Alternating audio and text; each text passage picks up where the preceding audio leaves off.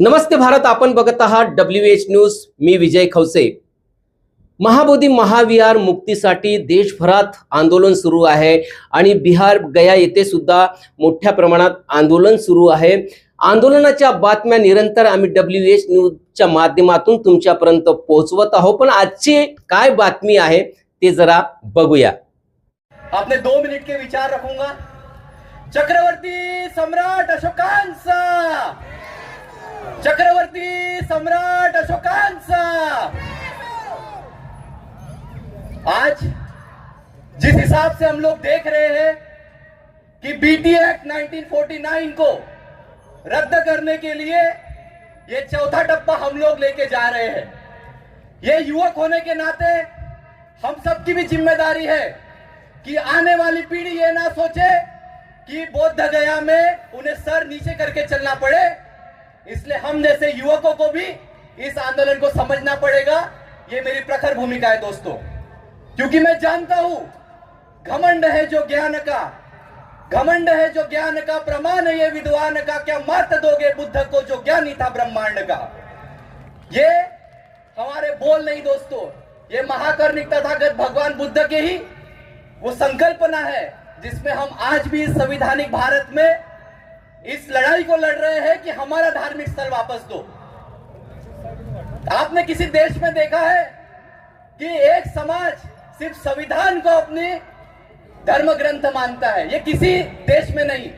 वैसे ही जब देश आजाद हुआ तो सभी एक्ट को निरस्त करने का काम यहां की सरकारों का था.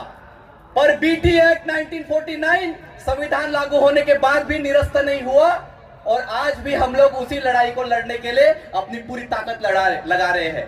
और ये 5 मुट्ठी जब तक एक नहीं होंगी, मैं नहीं मानता कि हमारे अंदर जब तक करुणा नहीं होगी, जब तक हमारे अंदर बुद्ध की शांति नहीं होगी, हम किसी भी महाबोधि महाविहार को प्राप्त नहीं कर पाएंगे दोस्तों.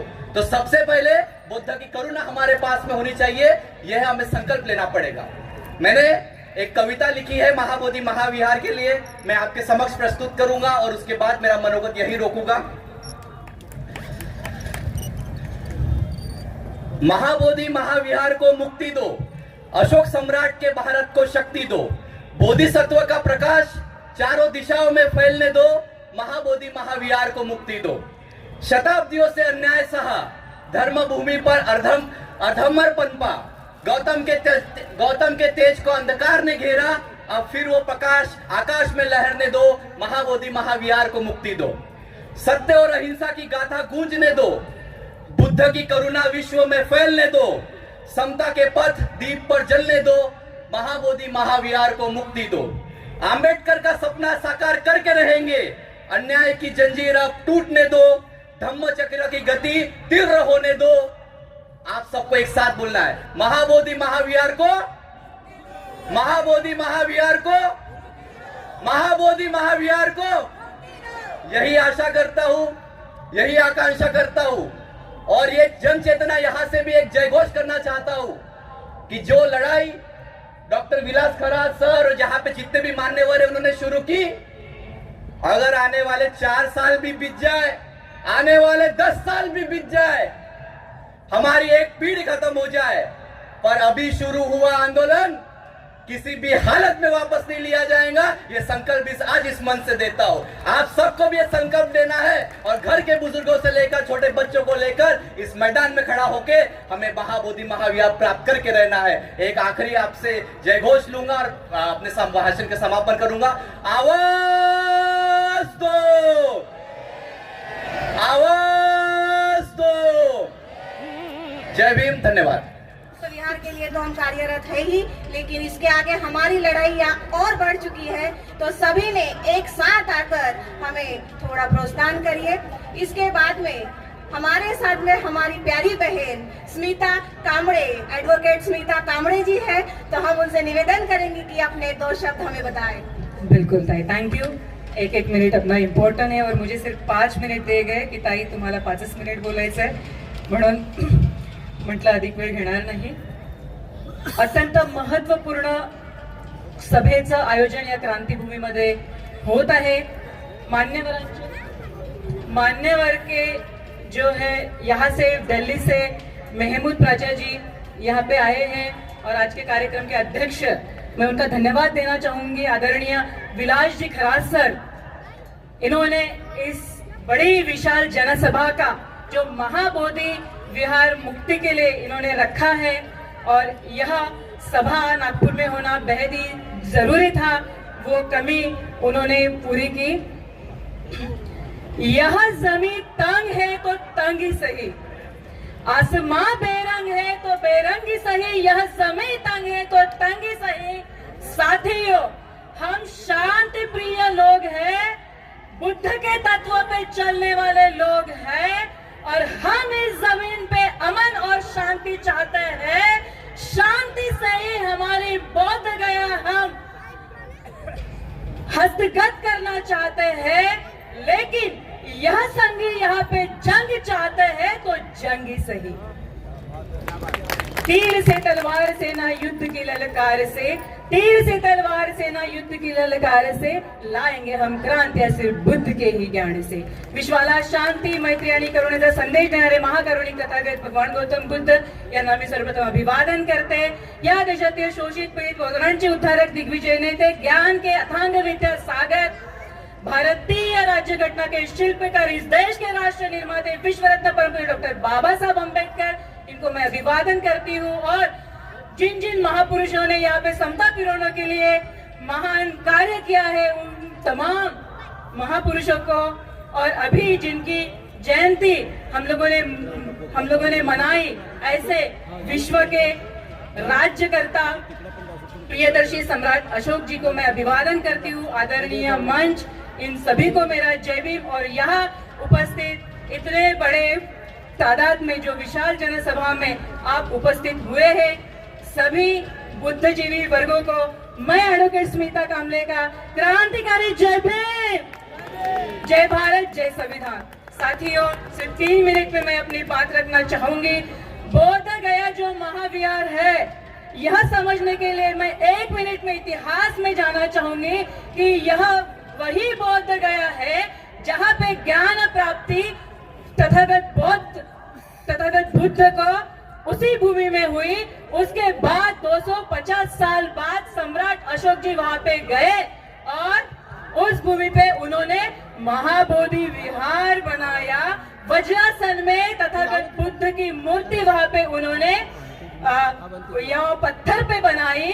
लेकिन साथियों, इस देश का इतिहास आप सबको पता ही है, ब्राह्मण और बुद्धिस्ट लोगों के बीच का संघर्ष यानी इस देश का इतिहास है। उसके बाद जब तथागत बुद्ध को ज्ञान प्राप्ति हुई, 250 साल बाद सम्राट अशोक जी ने वहां पे महाबोधि विहार बनाया, और उसके बाद भी जो भी बौद्ध राजा आए, उन्होंने तथागत बुद्ध का विचार विश्व भर में फैलाया। देश विदेशों में वह राजा तथागत बुद्ध का विचार लेके गए, और 4थे और 7वें शतक में वहां पे बड़े बड़े विशाल महाविहार बने, वहां पे हजारों भिक्षु आने लगे, और धम्मपीठ धम्म क्रांति का वह केंद्र बना। लेकिन ब्राह्मणों को यह बात राज नहीं आई। उनको लगा कि बड़े तादाद पे धम्म का प्रचार प्रसार, बुद्ध का प्रचार प्रसार हो रहा है। 9वें शतक में उन्होंने बौद्ध भिक्षुओं की कत्ल करना शुरू की, धम्म के विद्यापीठ चलाना शुरू किए, और इसी डर से हमारे कुछ भिक्षुगण देश विदेश में गए, और बचे कुचे भी जो बौद्ध भिक्षु थे, वो कुछ बौद्ध भिक्षु फिर उस महाबोधि विहार को विजिट देते गए। साथियों, फिर भी 1400, 1500 और 1600 का हम लोग शतक देखे तो जो अभय राज करके बौद्ध उपासक जो नेपाल से आया, वह भी महाबोधि विहार में गया। इसके हिस्टोरिकल रिकॉर्ड्स अभी भी है। ह्यूएस्टिन जो चीनी आए थे यहाँ पे, ह्यूएस्टिन ने भी इसका प्रवास वर्णन किया है। और उसके बाद जो अभय राजा है, उन्होंने अपने नेपाल में बौद्ध गया जैसा ही महाबोधि विहार बनाया। वो इसी धरती की बुद्ध गया से महाबोधि विहार से प्रेरणा लेकर फिर क्या हुआ साथियों, 1700 जो शतक 1949 का जो बीटी एक्ट है ना, उसका मूल कारण कहाँ पे है? देखो 17वें शतक में वहां पे घमंडीगिरी आया, और उस घमंडीगिरी ने वहां पे अतिक्रमण किया, और वो नशीला था, वो जगह छोड़ने के लिए तैयार नहीं था। फिर प्लासी की लड़ाई के बाद मुस्लिमों का शासन यहाँ से खत्म हुआ और ब्रिटिशों का शासन आया। जब ब्रिटिशों का शासन आया तो जो तिब्बत के पंचाई लामा थे उन्होंने पत्र लिखा कि ये बौद्ध गया बौद्धों की है और ये बौद्धों के हाथ में देनी चाहिए और उसकी दुरुस्ती होनी चाहिए। यह पत्र लिखा, उस पर विचार हुआ, फिर भी वो विचाराधीन ही रहा। उसके बाद भी बौद्ध गया मुक्ति के लिए और उसका जो कलिंगन है उसने भी बहुत से प्रयास किए। ऐसे बहुत से इतिहासकार हैं जिनको धम्म के बारे में, बुद्ध के धम्म के बारे में आदर था, जो खुद क्रिश्चियन भी थे, फिर भी उन्होंने महाबोधि विहार, यह बुद्धों की धरोहर है, यह बौद्धों की विरासत है और ऐसे हिस्टोरिकल रिकॉर्ड्स उन्होंने तैयार करके रखे, उसका अभ्यास किया। तो साथियों, अधिक मैं डीप में नहीं जाऊंगी क्योंकि कहने के लिए बहुत कुछ है। कुछ महत्वपूर्ण पॉइंट, क्योंकि मैं खुद एडवोकेट हूँ, मोहम्मद पाचा जी कुछ कानूनन यहाँ पे जानकारी देंगे कि बौद्ध गया मुक्ति के लिए अभी हमें क्या करना है। तो साथियों, 2002 में स्वतंत्रता मिलने के बाद और संविधान आने के बाद 1949 एक्ट वैसे ही रहा, क्योंकि डॉक्टर बाबा साहब अम्बेडकर जी ने बुद्धिज्म 1956 को लिया। उसके बाद अगर चंद दिन भी बाबा साहब को मिलते तो तभी महाबोधि विहार मुक्त हुआ होता आपके लिए और हमारे लिए। बाबा साहब बचा के नहीं जाते, लेकिन साथियों बाबा साहब को वो समय नहीं मिला। 2002 में यूनेस्को ने इसको घोषित किया, क्या घोषित किया? World heritage. वर्ल्ड हेरिटेज मिलना इतनी सामान्य बात नहीं है।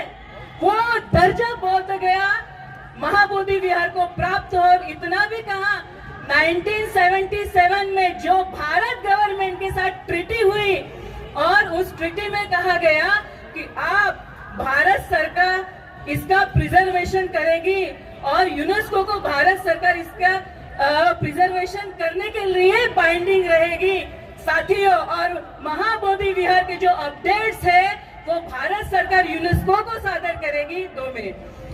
साथियों, 2002 के बाद 2014 तक सभी अपडेट्स और रिकॉर्ड्स यूनेस्को को मिलते गए, लेकिन 2014 के बाद की परिस्थिति आप सभी को पता है। जो ऑब्लिगेटरी था भारत सरकार महाबोधि विहार का संरक्षण करने के लिए, वहाँ पे क्या क्या अपडेट्स है, किसने कब्जा करके रखा, ये बौद्धों की धरोहर है। और उनका आर्ग्यूमेंट्स क्या था, किनका? जो गिरी महंतों का आर्ग्यूमेंट्स क्या है? हम इसीलिए यहाँ पे हमारी सत्ता है महाबोधि विहार में, क्योंकि हम बुद्ध को विष्णु का 9वां अवतार मानते हैं। साथियों, इंटरनेशनल लॉ के एज पर इंटरनेशनल लॉ